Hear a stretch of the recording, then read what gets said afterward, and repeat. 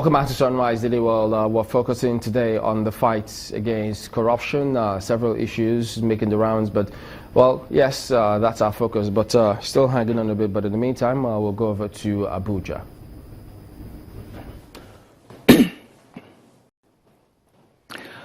Well, thank you, Chamberlain. We have with us Chief Mike Ozekhome, who is a senior advocate of Nigeria. You're welcome to Sunrise Daily. Yes, thank you very much, and you're welcome, Nigerians. Well, I do know that, we're supposed to be having a debate this morning, and this is backed by popular demand. But before we go into that debate, with our guest who is still expected in Lagos, just asking, very quickly, what is your perception? Because we've been seeing quite a bit of haul lately of this cash haul, as it was seen by the EFCC through the federal government whistleblower policy. What's your perception of it? Well, my perception of it is that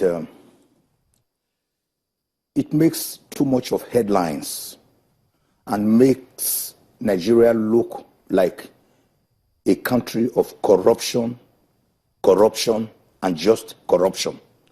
All the headlines in the last 2 years is just about corruption. And no country, no investment in its senses would want to come and invest in your country if all you hear every day is corruption. Because there ought to be sanity. In fighting corruption, you must do it strategically in such a way that you do not hurt the image of your country. When you begin to make hauls of money, a lot of these monies orphaned, had no parents, no father, no mother, no cousin, no sister, from septic tanks, from canals, from warehouses, from shops, from houses abandoned, even from, as in the Osborne case, from flat 7A in a 7-story building, where you also have 7B, and suddenly 7A had about how much? About $43 million, 23 million naira, $27,000. Pounds. Yet no one owns it, with the key to one of the safes showing clearly by the safe. It begins to make us a laughing stock. It becomes ludicrous and laughable. I describe it in one of my write-ups as Alawada Babasalas, Alawada Kerikeri's histrionics. We are beginning to reduce the entire anti-corruption fight to one of a Trafalgar Square in London, or a one of National Theatre Cinema, one of Hollywood, Nollywood, and Bollywood joined together. That is not how to fight corruption.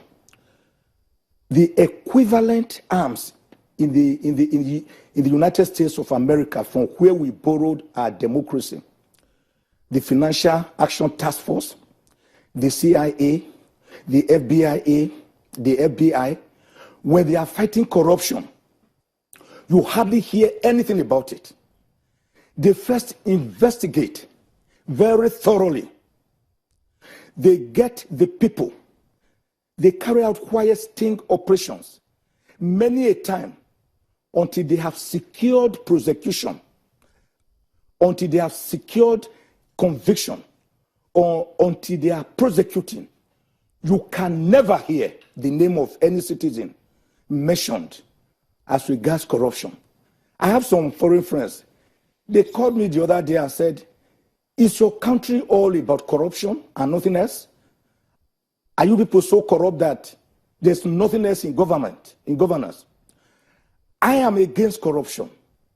I do not believe in it, because it downgrades a country's existentialism. But when the people argue that, corruption is so pervasive in Nigeria, recall, I think it was when the president traveled sometime to the UK, the before that time, the Prime Minister, then Prime Minister, was overheard in a conversation saying that Nigerians were fantastically corrupt. Yes, fantastically corrupt. And the President was asked if indeed Nigerians were fantastically corrupt, and he agreed. That Nigerians are yes. indeed I personally didn't like that answer. Well, he asked, that the monies that, were being kept in the UK and other places be returned. Be returned. Yes. That second aspect of it, return my money, is good. But to me, the way he should have responded to that question would have been, no, Nigeria used to be fantastically corrupt before I came in. It is no longer fantastically corrupt. I disagree with you. Because that's how he should have answered it. Yes, because he approximates Nigeria. He's number one citizen. And when you are agreeing with some international Western press that Nigeria is fantastically corrupt, the whole world will buy into it, and they will say, "Oh, their number one person said it, that they are fantastically corrupt." Isn't this the evidence? He could have said, "We used to be fantastically corrupt." He could even say, "I don't believe we are fantastically corrupt. Corruption is everywhere, including your own country. In fact, it is because of corruption that you are holding our monies in your country. Return it to us." He would have given him a jab. Return our money to us. If you were not corrupt, we will not be having our money stored away here. But once he affirmed that, yes, we are fantastically corrupt. And then the government is now trying to live up to that expectation to show that we are fantastically corrupt. To me, it is counterproductive. But isn't this the evidence? I mean, look, just take a look at it. The money, the cash holes. We've been saying, we heard about $10 million in cash. Yeah. Now let me ask all you. of this as a result of the federal government's whistleblowing policy. Yes. Let me ask you one simple question. All this cash that we have been recovering for months, where is it kept? We are supposed to have a TSA. I learned that the National Nigeria Internal NIA has owned up to possessing that money at Flat 7A at Ozekhome. Now, the question is, in spite of our TSA, why will an organization, a federal government agency, National Intelligence Agency, say they keep money, such money amounted to about 15 billion naira? What happens to our TSA? All the monies we have been hearing that is being recovered in the last 2 years, where is the money? Why are we still so poor? Because the man in charge of the EFCC, Mr. Ibrahim Magu himself, when asked by the Senate, during Senate screening, how much do we have? Now, how much have you recovered? He said he did not know. All the properties that have been attached through ex parte injunctions, where are the properties? He was also asked, are you aware there's corruption within EFCC? He was honest enough to admit that, yes, there is corruption in EFCC. The question is, who will police the police? Who will guard the guard? And all the money we have been recovering. For example, he was told that certificates of occupancy were flying around in the market, in the open market for sale, on properties that were attached by the EFCC. He said he was not aware, but that he will go and check and revert to the Senate. The question is, all this money that is being garnered, billions of billions we are hearing every day, why are we still so poor? Why is Nigeria in hunger? Why are we so destitute?